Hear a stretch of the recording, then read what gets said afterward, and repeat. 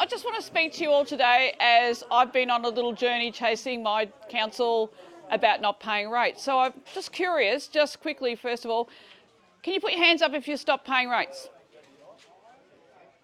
Can you put your hands up if you actually have to pay rates? Oh, you have to. Landowners.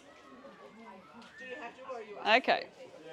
All right, so in February of this year, I decided, being brave, that I would send an email to my council, which is in Mount Gambier, asking them why they had an ABN on their rates notice, if in case anybody else has noticed.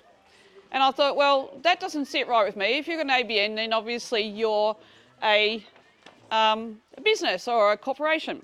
So one of the things I thought to myself is I'll throw in a few other questions just to get them to think. So it was to do with how they actually come to the costing of your rates. So the thing that I was really concerned about is I've been living out at Warralong, which is about 8 k's out of Mount Gambier, for nearly 20 years. And each time I get my rate notice, I notice there's an increase in value in my property.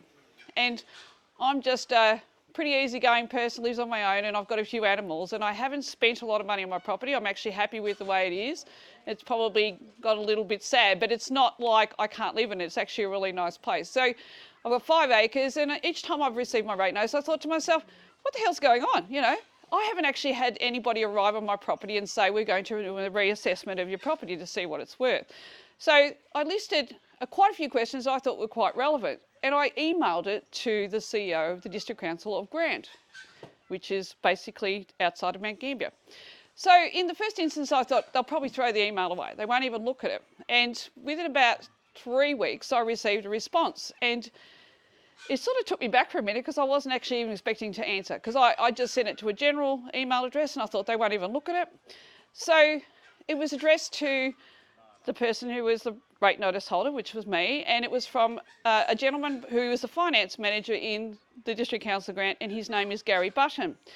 And in the first instance, I knew as soon as I started reading it, he was angry, really angry. And at this stage, I was paying my rates. I actually wasn't going to think about not paying my rates until I read the rates, the response to my initial email. So what actually happened was I'm reading it and I'm thinking to myself, this just doesn't sit right with me. I'm feeling a bit sort of like I'm being had. And at the very end, it was the last part of the actual email, they basically accused me of accusing them of extortion.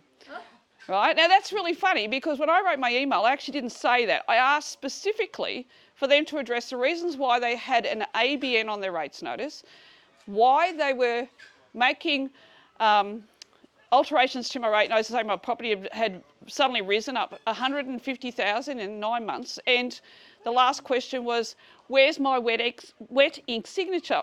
And of course, obviously, that was just a red rag. So I thought to myself, that's it, I'm not paying my rates.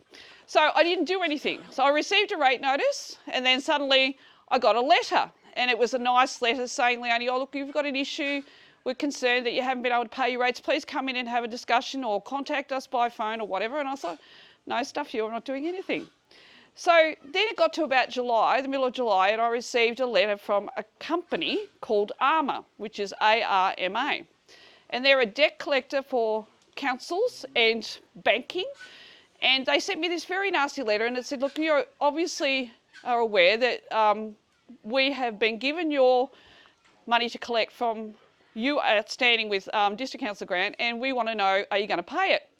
So me just went, okay, whatever, and I just sat it on the table. And then I started doing some research. And thankfully, because of Tim and other people that I've looked at through Telegram and stuff like that, especially live in private, and I was thinking of becoming a member of the Royal Registry. And I thought to myself, no, I'll see how far I can go with this. So I just kept doing more and more research. So I started writing letters. I thought, I'm going to write letters to the council and see how they respond. So at this stage, I was sort of thinking, I don't know where this is going. And then I thought, no, Leonie, put your big girl panties on. You can do this. It's not that scary. So I wrote my first letter, which was actually given by a friend that I know from Narra Court, Jeff down here, which was the 2-page letter from the Freedom Fighters, which was done with John Wilson. And it actually is a very condensed... Oh, sorry, yes. It's a very condensed version of the 8-page letter that I was just talking to Tim about, which is his work, and it's absolutely amazing. So I sent that letter, and I was feeling really brave then, so I got on to Live in Private, and I found a quick page one. I thought, right, so I'll send that one on the Monday, and I'll see how they respond to that. And I thought, no, stuff it, I'll send them another one on Wednesday, and then I'll send them a big 8-page one on Friday. And of course, there was dead silence. And suddenly I received an express envelope in my Royal mailbox at the post office saying that I actually had been registered to go to a magistrate's court for a civil hearing for outstanding monies that I received on the 30th of August that was registered on the 19th. And I went, oh, this is interesting. I wonder what they're doing. So I didn't do anything about it. I actually rang a number to find out what the court thing was, and the girl said to me, oh, you have to get online, do all the stuff. I thought, I'm not doing that. I just wanted to see if it actually was a registered number. So I thought, I'm not doing that, so I just put it aside. And then I got a letter from the council. And it basically said, you haven't registered your dogs. And I've got 2 St Bernards. And I thought, well, I'm not going to pay my bloody rates, I'm not registering my dogs. So they rang me up and they said to me, are you registering Humphrey and Willow? And I said, what are you doing? And they said, well, I was actually driving at work. And they said, oh, well, have you got your credit card handy? We'll take your credit card details over the phone. I said, who the hell do you think you are? You don't bring someone up at work and start demanding credit card details. I said, how do I know you're not bogus? You could be trying to scam me. So I hung up. So they sent me another reminder notice to say that I still had this money outstanding. And I was like, this is bullshit. 3 days later, they rang me again. I'm driving in my little van up in Narracourt, and next thing I'm on the phone to the council, and she's going, oh, hi, Leonie, it's such and such. You still haven't registered Willow and Humphrey. Are you going to register them? I said, who the fuck do you think you are? I just lost my shit. And I said, there's no way in hell I'm giving you my credit card details. I own canines, not dogs. Would you just leave me alone? Right, so at that stage, I was getting pretty pissed with them. So then I got a letter from the District Council grant, and I'd actually sent an 8-page letter, which was compliments of Tim, to ask them for onus of proof, which is a very detailed letter, and this is what I want to talk to you about today. Okay, so you really need to read this letter, and this is Tim. He's just amazing. I am so inspired by him. It's an incredible read, and I actually typed this whole letter out off my phone because someone sent it to me, and I don't have internet service. So I spent 4 nights on my computer doing this letter. And it was the most inspirational thing I've ever done in my life. It actually really woke me up to what the reality of what they're doing to us. But the point I wanted to make is, if you're not paying your rates, that's okay. That's your choice, right? I've got my big girl panties on. I'm really proud of that. You know, I'm 65. I'm on my own, and I have to survive. So I'm past the shit with the council and all that sort of stuff. I'm very awake. So I actually would love everyone to have a look at this letter that Tim has done and just send it for accountability, because that's what I think you need to do. Whether you choose to not pay your rates, that's your choice. But this letter makes your council realise you know what is going on and what they're actually doing to us. So my beautiful friend Jenny actually set up a whole page on an email address. And what we did was we made blanks of the letter. And if you want to send it, all you've got to do is fill in your details where the blanks are. Okay, so use it as accountability. It's absolutely extraordinary, and it's a great read. You will be so inspired by it. That man is a genius. Go. Sorry? What happens with you now? What situation? Well, this is the interesting part, right? So this has been going on since February, and obviously the council have been getting pretty jacked with me because I've been keep sending correspondence. So they sent me a letter and said to me, we've looked at all your correspondence. So this is over 3 months, and we think we're being very fair and reasonable. So now we've handed you all to the debt collector. And I'm really happy about that because the debt collector will never get me. But my point is, right, nothing for 3 months. Nothing. No rates notices, nothing. I'm not saying it's gone away. I think they don't like me.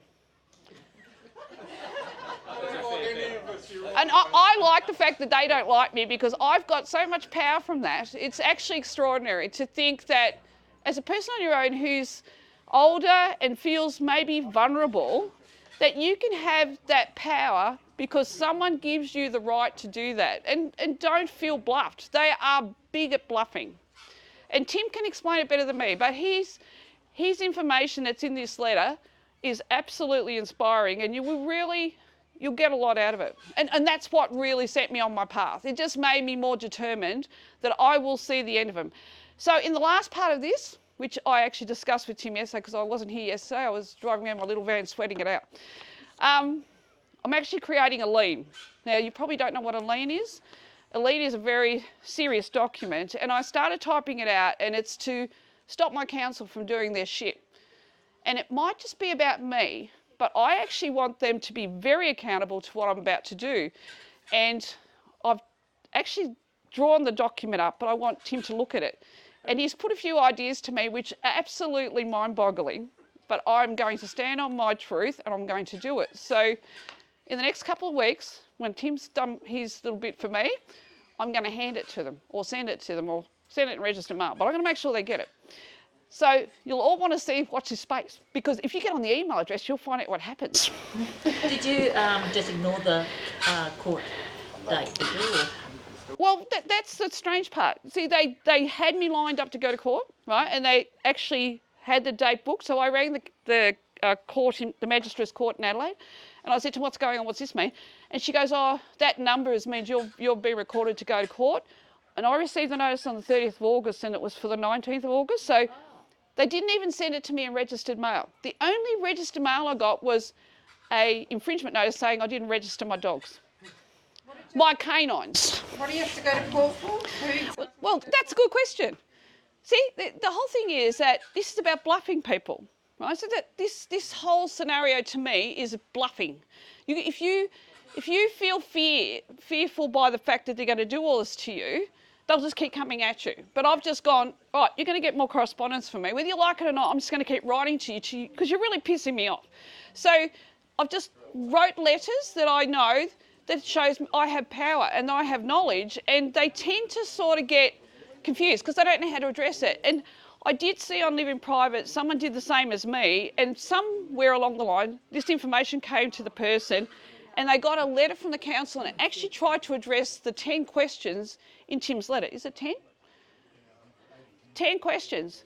And each of them was just fluff, if you want to describe it like that. And I had a laugh because I looked and I thought, that's just bullshit. You're lying. You're all lying. How? There was 5 properties that got sold by council in the Mid-Murray Council. Yeah, but the whole thing is you have to do the process, right? If you don't do the process, they do what they like. You're giving them permission to do what they like, right? Your power is in standing up to them and saying, I'm not putting up with that shit, but you've got to do the correspondence and you've got to be consistent, because what they do is they'll just keep scaring you. So just to add some flavour to all of this about my 2 St Bernards, this is really funny. So they sent me this notice, that infringement notice, and the District Council of Grant's community ranger came to my property, and I live out of town facing the pines, and my next door neighbour is the biggest sticky nose on the planet. And I'm at work driving around my little van, and I get home and he rings me up and he goes, "Oh, Leonie, what have you been up to?" I said, "Why?" And he goes, "Oh, the community ranger's been sitting opposite your property from 12:30 to 2:30 watching your house with binoculars."